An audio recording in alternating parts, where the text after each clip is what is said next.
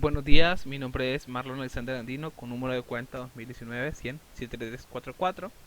En esta ocasión estoy aquí para hablar sobre resonancia magnética por espectroscopía, percusión y difusión. Primero vamos a hacer una breve introducción. Entonces, las imágenes de resonancia magnética son altamente eficientes y han contribuido siempre para el diagnóstico en tejidos suaves, en específico para estructuras cerebrales, debido a su alta sensibilidad y al grado de detalle. Sin embargo, las técnicas convencionales se quedan cortas en cuanto a análisis de funcionalidad, que es una de las partes importantes del estudio de anormalidades cerebrales. En la actualidad se están aplicando técnicas metabólicas como la espectroscopía o funcionales como la perfusión y difusión para obtener ese tipo de imágenes que nos indicarán el grado de funcionamiento, composición y respuesta a las formaciones tumorales. Hablaremos de esto como una visión más que clínica, como una visión técnica. Hablaremos de la forma en la que funciona de una manera breve, de aquellos aspectos técnicos importantes y aquellos aspectos que pueden ser limitaciones técnicas. No nos introduciremos en la parte clínica debido a que esto contiene protocolos que se estudiarán en la clase de tomografía y resonancia magnética. Primero, la espectroscopía es una técnica que permite caracterizar algunos metabolismos cerebrales e interpretarlos de manera cualitativa o cuantitativa, es decir, su cualidad o su cantidad presente. Y se le puede considerar una fotografía bioquímica de un determinado volumen. Entonces, básicamente, en vez de obtener una imagen como tal de una estructura, nosotros obtenemos una fotografía de la composición bioquímica. Los cambios bioquímicos que han sido inducidos por una enfermedad se van a mostrar en la espectroscopía, o aquella permanencia del estado bioquímico van a mostrar en la espectroscopía, o en algún caso también el avance de cierto tratamiento prequirúrgico que nos indicará cómo ha ayudado esto a mejorar la condición del paciente. Esto en específico le indicará al médico radiólogo, eh, pero el técnico radiólogo pues debe considerar estos preceptos para tomar parámetros necesarios para obtener una imagen de calidad. El principal objetivo es mejorar la sensibilidad y especificidad del diagnóstico. Se orienta a la fisiología, funciona de manera similar a la resonancia magnética convencional, es decir, tenemos los núcleos de hidrógeno, interacciona el campo magnético, los alinea, tenemos los tiempos de magnetización, el tiempo de relajación, tenemos este tipo de cosas, solo que ahora se analizará en base a otro precepto, que es el funcionamiento, ¿verdad? Entonces, difieren obviamente en la manera de procesar los datos, desplegarlos e interpretarlos. Porque aquí lo que nosotros obtenemos es un cuadro de amplitudes en picos comparada con una respectiva frecuencia. Tiene algunas ventajas. Primero, consigue un mejor diagnóstico diferencial. Segundo, define el grado del tumor, su agresividad y su bioquímica. Y tercero, controla con éxito la respuesta tumoral a los tratamientos no quirúrgicos. Son, podemos decirlo, tres funciones súper importantes de las que hemos hablado un poquito. Bueno, ¿cómo funciona? Bueno, funciona, la más común funciona con un núcleo de hidrógeno. Este se basa en las mínimas diferencias que se encuentran en la frecuencia de resonancia en los núcleos de hidrógeno comparados con su entorno. ¿Qué quiero decir con esto? Bueno, la frecuencia de resonancia del hidrógeno que forma parte del metabolismo de mioinositol es diferente a la del hidrógeno en N-acetil espartato por la composición, por el lugar donde está presente, por lo que estos compuestos pueden visualizarse en lugares distintos del espectro y con picos distintos según su cantidad. A este efecto lo conocemos nosotros como desplazamiento químico o Schmidt-Schiff. Entonces, dado que el agua es abundante y esa contiene muchos protones, muchos núcleos de hidrógeno, nosotros tenemos que saturar o anular la frecuencia de hidrógeno del agua para poder visualizar los espectros. Entonces la espectroscopía me va a decir estas variantes de frecuencia de los núcleos de hidrógeno presentes en los diferentes metabolismos. Y en base a esto voy a analizar y comparar, bueno, va a analizar y comparar el médico radiólogo los diferentes enfermedades presentes. Los metabolismos son detectados en el espectro debido a tres cosas. Primero, todos contienen protones de hidrógeno, que es súper importante en la resonancia magnética. Segundo, presentan concentraciones menores a 0.5 milimol litro, o sea, es una cantidad muy muy pequeña. la capacidad de resonar en diferentes frecuencias a lo largo del eje químico. Es súper importante y tiene una capacidad de resonar en, en muchos lugares y generar muchas distintas cantidades en el espectro. La señal de hidrógeno proveniente del agua es anulada. O sea, no tenemos esta podemos decirlo como ruido que podría considerarse en la imagen, ¿verdad? Porque no nos aportaría nada. La posición de diferentes metabolismos se ubica en el eje horizontal debido a los cambios químicos, escalados en unidades como partes por millón. Esto básicamente habla un poquito de la bioquímica y habla un poquito de la ubicación de los metabolismos en el eje horizontal, con los factores apropiados, tales como el número de protones y tiempo de relajación, cosa que ya sabemos que es el tiempo en el que estos van a dejar de recibir información y van a empezar a volver a su posición original. Una señal puede ser convertida en un metabolismo cuyo concentrón está representada en el área debajo de la curva. Es decir, si tenemos técnicas propicias, nosotros vamos a, y si tomamos estos factores apropiados, vamos a tener una representación de el metabolismo representado debajo de la curva. Tenemos nosotros una imagen de una espectroscopía cerebral y está representando básicamente lo que decimos arriba, ¿verdad? Lo que se obtiene con una espectroscopía es la interacción de la onda magnética y de los núcleos de radiofrecuencia con los metabolismos, con la presencia de los núcleos de hidrógeno en los metabolismos del cerebro, por lo menos en esta imagen. Y se representa esta presencia o deficiencia en estos picos, en este espectro, que van a ser después analizados por el médico radiólogo. Algunos aspectos técnicos que pueden controlar el técnico radiólogo. Bueno, primero tenemos las técnicas uni o multivoxel. Si recordamos, el voxel es una medida tomada en resonancia magnética y tomografía para medir, además del alto y ancho, la profundidad, ¿verdad? Bueno, entonces la técnica univoxel tiene la ventaja de una localización espacial más explícita, nos brinda mayor grado de detalle, una mayor homogeneidad, mejor supresión del agua y menor tiempo de adquisición. Es importantísimo, recordando que el estudio en resonancia magnética suele ser muy prolongado, pero solo se puede obtener un espectro por cada adquisición. O que sea un espectro en una adquisición de 20-30 minutos, un espectro. Ahora vamos a hablar de la técnica multivoxel. Aquí diferente, aquí tenemos múltiples espectros simultáneos en una adquisición de datos. Es útil para evaluar mayor área cerebral y lesionar. Sin embargo, la resolución espectral es más reducida y presenta mayor contaminación del voxel. Es decir, hay menos supresión de agua, hay más posible ruido en la imagen. Y aquí vamos a hablar también un poquito del TE. Si recordamos, el TE era el tiempo en el que los núcleos de hidrógeno que sí habían sido cambiados de posición enviaban de vuelta la información a las bobinas de radiofrecuencia. Aquí también es importante el TE porque tiene los principios físicos de audición de imagen igual que la resonancia convencional. Y aquí dice que primero una cosa importante, no se han estandarizado hasta el momento.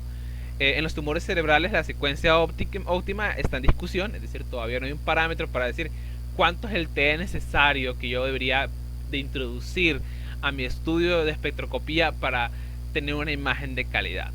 Pero existen tres tipos diferentes de TE con ventajas e inconvenientes. El corto, que va de 20 a 40 milisegundos, el intermedio, que va de 135 a 144 milisegundos, el largo, que va de 270 a 288 milisegundos, el TE corto, que permite aumentar la relación señal-ruido y visualiza mejor los MI y los lípidos. El TE intermedio, que invierte el pico de los lactatos pudiendo diferenciarlos del pico de lípidos. El TE largo, aunque con peor señal-ruido, es decir, menos señal y más ruido, permite visualizar mejor los picos de Na, CO y CR. Estos son compuestos químicos metabólicos. Uno es lactato y los demás son colina y el otro no recuerdo cuál era, pero son compuestos. Recientemente ha demostrado que TE corto provee levemente mejores resultados en la clasificación de tumores cerebrales que el TE largo. Entonces, si bien no existe un parámetro que nos diga a nosotros cuál es el mejor, tenemos esos tres tipos de tiempo y cada uno proporciona una mejor capacidad de obtener imagen en cierta estructura y una peor capacidad en otro lado. Entonces, Dependerá del técnico radiólogo cuando esté en su trabajo poder decidir cuál de estos es mejor para la obtención de una imagen de calidad en base a los parámetros que él dicte el médico radiólogo, que es lo que desea él ver, ¿verdad? Y aquí tenemos una técnica multivoxel, si podemos ver, aquí hay alrededor de hay 16 espectros y aquí solo hay un voxel, un espectro. Estas son las diferencias, recordando que la multivoxel a nosotros nos proporciona menos tiempo de exposición, perdón, que la univoxel nos proporciona mayor tiempo del estudio y que nos proporciona una mejor resolución espectral, y que la multivoxel, por el contrario, nos da menos resolución espectral. Inclusive, vamos a recordar, la técnica multivoxel se obtiene múltiples espectros simultáneos en la adquisición de datos, se evalúa mayor área y lesionar, sin embargo la resolución espectral es más reducida. Y hay mayor ruido. Yo no sé si podemos denotar que en la técnica multivoxel, es posible apreciar claramente la presencia de la anomalía, y aquí en la técnica multivoxel hay ciertas cosas que no quedan muy detalladas, ¿verdad? Ahora vamos a hablar de la perfusión. Bueno, la perfusión es una técnica de resonancia magnética igual, donde se administra el contraste, el famoso medio de contraste, que ofrece información hemodinámica, es decir, del movimiento del flujo sanguíneo cerebral, que complementa la formación anatómica del estudio convencional de resonancia magnética. La perfusión cerebral de contraste explota los cambios de señal que acompañan el paso de un agente de contraste paramagnético a través del sistema vascular cerebral y puede usarse para obtener información del volumen y flujo sanguíneo. Dice, explotan los cambios de señal que acompañan el paso de un agente. Es decir, existen cambios de señal cuando un agente de contraste paramagnético llega al tejido. Estos cambios de señal permiten observar la estructura anatómica de manera dinámica, obteniendo una imagen en movimiento del flujo sanguíneo. Este analiza la antigua teoría de estimar cuantitativamente el volumen del sanguíneo cerebral, que refleja la microvascularización y la angiogénesis. Son las pequeñas vascularizaciones presentes en el tejido cerebral y el comienzo, pues, o el crecimiento de esta, ¿verdad? Así esta puede ser una técnica de investigación muy importante para evaluar lesiones tumorales e intercraneales y poder correlacionar sus resultados con los del estudio histopatológicos. ¿Por qué habla de esto? Porque obviamente cuando nosotros introducimos en el paciente el medio de contraste, lo que se obtiene es una imagen dinámica, y esta puede indicar al médico radiólogo que también está pasando la funcionalidad en el paciente. Bueno, ¿cómo funciona? El contraste paramagnético se pasa a través del sistema cerebrovascular. Este produce un descenso de la señal T2. Decíamos que había un T1 y T2, pero hay la señal T2, que es la magnetización transversal, por la susceptibilidad magnética local. Es decir, cuando entra el medio paramagnético, disminuye la señal T2 por la sensibilidad magnética. El paso del contraste a través del cerebro puede seguir los cambios de relajación de los protones de agua cerebral. O sea, puede funcionar de manera similar a cómo cambian los protones en su movimiento de relajación. Se ha demostrado la relación lineal entre la concentración del agente de contraste y el valor de cambio de señal. Hay una relación lineal, como dice aquí, es decir, cuando yo tengo un aumento de la... Cuando yo tengo mayor agente de contraste, voy a tener mayor deceso de señal T2, ¿verdad? Cuando tengo menos medio de contraste, voy a tener menos deceso de la señal T2. El acortamiento del T2 durante el bolo de contraste puede convertirse en una curva de tiempo, concentración de contraste, en un tejido, por lo que puede usarse para determinadas medidas de microcirculación tisular, así como de flujo y volumen sanguíneo. ¿Por qué? Porque obviamente lo que tenemos nosotros estamos tomando una resonancia magnética con los mismos núcleos de hidrógenos presentes ahora en la estructura sanguínea, ¿ok? En las microvascularizaciones. Eh, Estos están ya en la señal T2, ya están magnetizados, ya están listos para devolver información. Ahora nosotros lo que hacemos es simplemente agregarle medio de contraste para que este pase a través de las vascularizaciones y de alguna manera disminuya la señal T2 y nos pueda permitir observar el flujo dinámico de este a través de la sangre de la vascularización cerebral. Básicamente la técnica esta técnica lo que permite es la visualización del flujo a través de la inducción de medio de contraste en la vascularización. Y esto contribuye a que el médico radiólogo o especialista tenga una visión más amplia. Ahora ya no solo vea la estructura, sino que vea su funcionamiento vascular. Y tenemos una imagen como ejemplo. Primero es una imagen ponderada en T2. Si podemos ver, es una imagen normal en T2.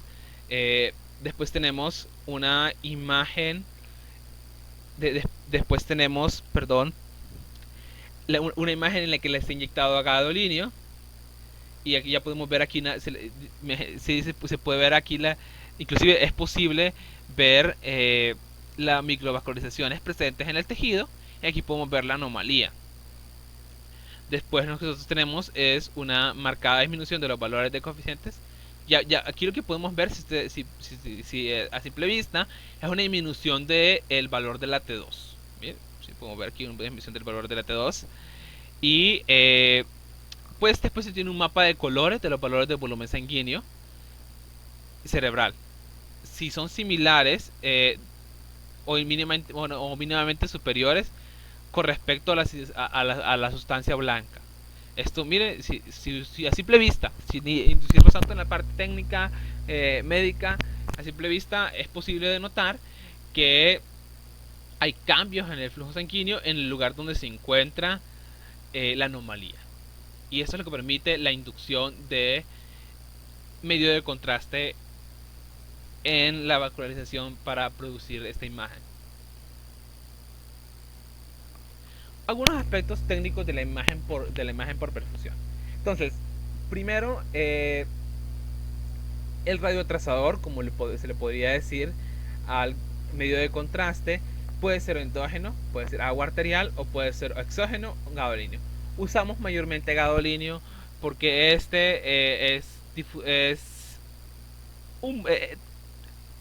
mucho más fácil de dilución. Puede medir mejor el flujo. Además, acorta el tiempo de obtención de las imágenes y requiere herramientas de procesado de las imágenes mucho más factibles. Entonces, a grosso modo, el radioretrasador o el medio del contraste, que lo que nos permite, como decía yo anteriormente, con su paso a través de la vascularización, es que al disminuir la T2, esta T2 cuando cambia de posición va a retornar a información detallada del flujo, ¿verdad? Ahora, por este movimiento de esta sustancia paramagnética a través de la sustancia que contiene los núcleos de hidrógeno de la estructura que estamos estudiando. Vamos a hablar de algunas dificultades o limitaciones técnicas que presenta.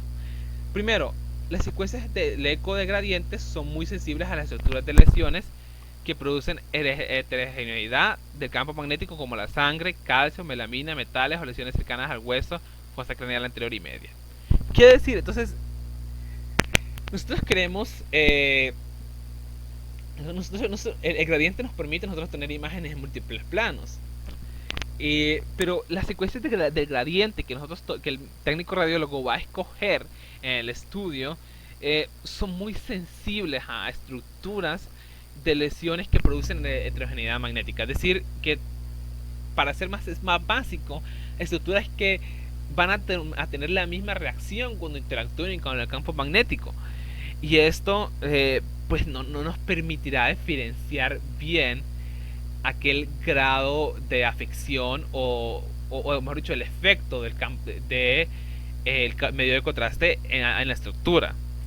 Para reducir esta heterogeneidad se puede reducir el espesor de cortes y se puede aumentar el intervalo entre ellos. Por otra parte, el cálculo de volumen sanguíneo cerebral relativo puede ser inexacto en lesiones como glioblastoma multiforme y meningiomas donde está rota o no existe la barrera hematocefálica. Estos son términos médicos. Yo me tomé un poquito la molestia de repasar más o menos qué son. Entonces, básicamente lo que hice es que cuando yo cambio la heterogeneidad, yo lo que quiero es que se puedan diferenciar las diferentes estructuras, ¿verdad? Gracias al medio de contraste que yo estoy dando en el paciente. Entonces, el cálculo del volumen cerebral no puede, en ocasiones, aunque tenga el mejor medio de contraste, no va a serme exacto. Por algunas formaciones como el glioblastoma o los meningiomas presentes en las meninges, donde hay cierta, ¿cómo puedo decirlo? Donde son muy similares al medio que les rodea. Entonces, eso también es una de las limitaciones de la perfusión. Otro inconveniente es que las medidas de volumen sanguíneo cerebral relativo no son cuantificantes. Entonces, las medidas de volumen, si bien nos proporcionan información, no son cuantificaciones, no nos dan un dato exacto de este volumen cerebral sanguíneo. Yo creo que hay que reconocer un poquito, a grosso modo, las palabras de la perfusión, porque es un poco más complicado de la que la espectroscopía. Obtiene imágenes a través de la inducción del medio de contraste en el paciente. Cuando este medio de contraste paramagnético interfiere con la estructura que nosotros estamos estudiando, hay una disminución del AT2. Y esta disminución del AT2 proporciona entonces, para ser más específico, ¿cómo puedo decir? Nos proporciona a nosotros como un aumento de la señal T1 y obtenemos la mejor claridad posible gracias a este aumento de la señal T1 que nos proporciona la diferencia de volumen sanguíneo. Aquí está. Entonces, este cambio de T2, porque creo que no lo expliqué muy bien, este cambio de T2 y la concentración de contraste puede usarse para determinar medidas de microcirculación tisular, así como flujo y volumen sanguíneo. Cuando me cambia mi T2 y me regresa y yo tengo un medio de contraste, yo voy a poder observar con cuánta rapidez cambia mi T2 en base a la velocidad en la que viaja el medio de contraste, y esto dependerá del flujo sanguíneo. Esa es a grosso modo la perfusión.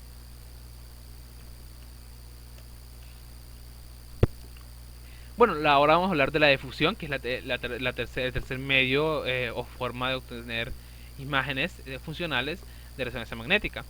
La difusión es el método de adquisición de imágenes con secuencia ecoplanar. Es una secuencia, un patrón tomado en el estudio que evalúa el movimiento microscópico de las moléculas de agua.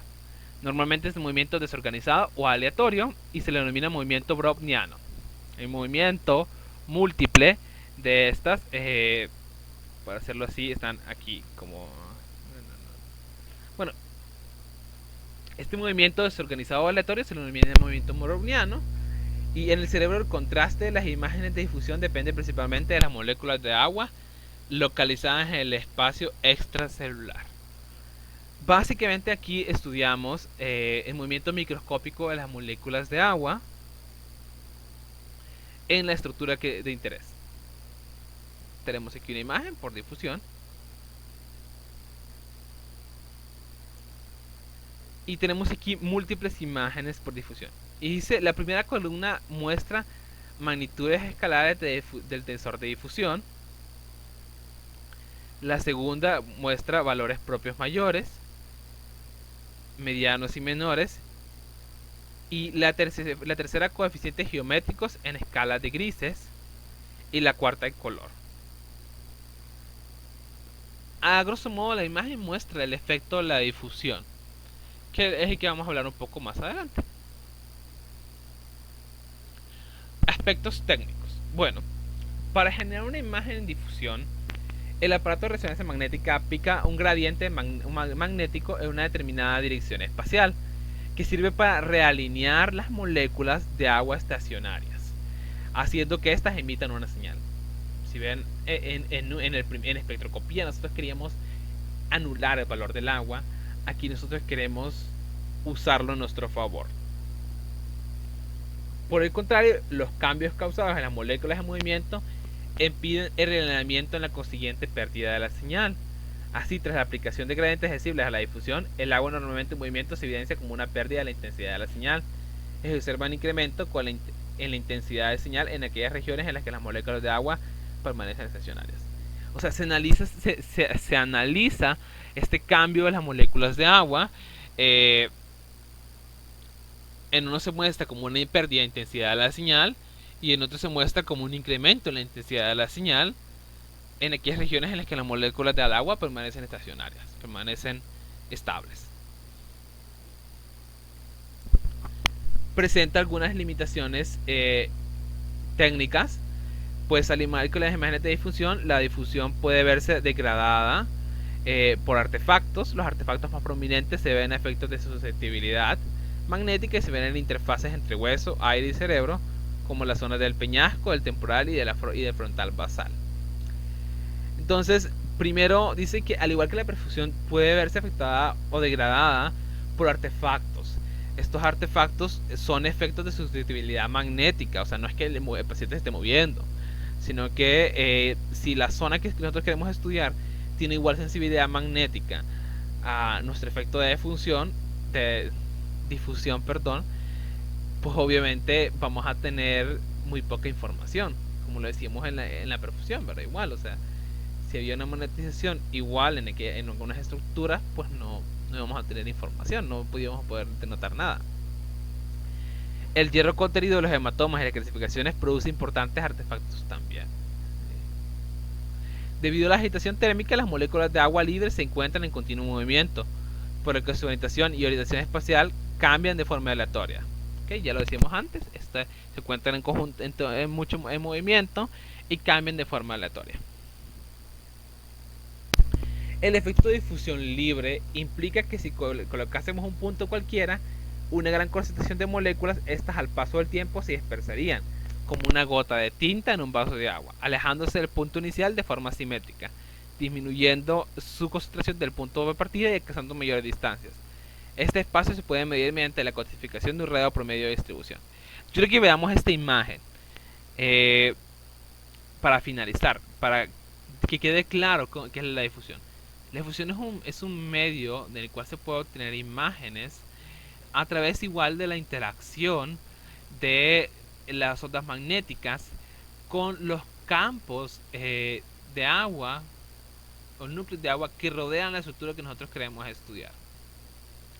Entonces, si nosotros colocamos, por ejemplo, a un punto cualquiera, una gran concentración de moléculas, estas al paso del tiempo se van a dispersar. Entonces, el agua lo que nos ayudaría en este caso es, como está moviéndose de manera aleatoria, cuando nosotros realizamos la operación en el equipo con los múltiples gradientes, lo que queremos es alinear esta agua presente en las estructuras,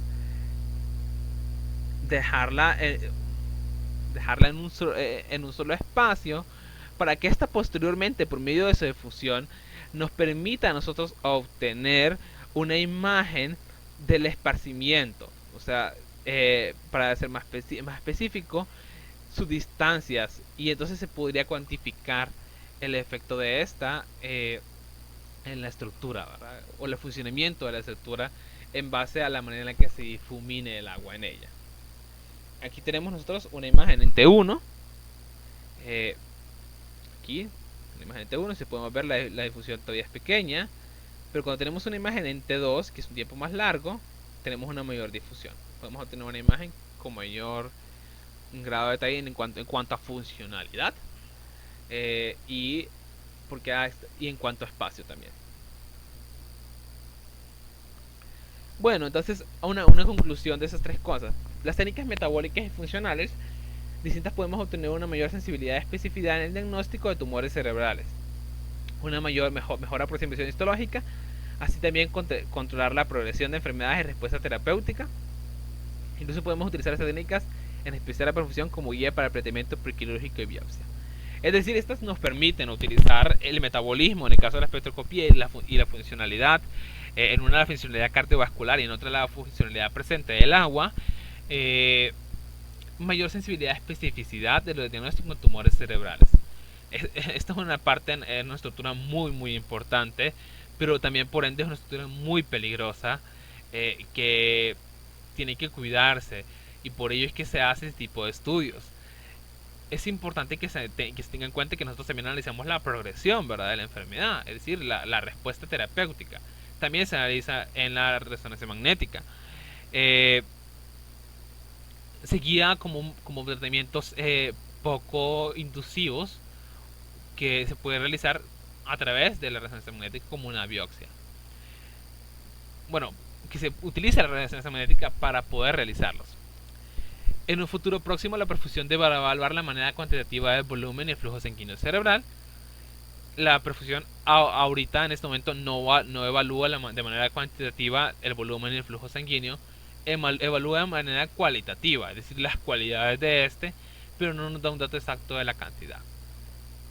Mejorando el procesado de la imagen y disminuyendo los artefactos causados por la rotura de la barrera hematocefálica, disminuyendo la recirculación sanguínea. Entonces, esa es una de las cosas que se espera de la perfusión, ¿verdad? Que nos permite obtener, que nos permita que pierda esta debilidad, que es la ruptura de la capa hematocefálica. Esta barrera hematocefálica habla más que todo sobre la presencia de hematomas en el cerebro. La técnica de difusión servirá para valorar la extensión de artefactos de los tractos de manera blanca perimordial y post tratamiento. Entonces, aquí lo que nosotros tenemos que ver en la difusión, pues obviamente lo que queremos es valorar la extensión de la materia blanca, ¿vale? ¿Y cómo lo valoramos? Pues obviamente ya lo decíamos, a través del agua presente en esa estructura y de la concentración o desconcentración de esta.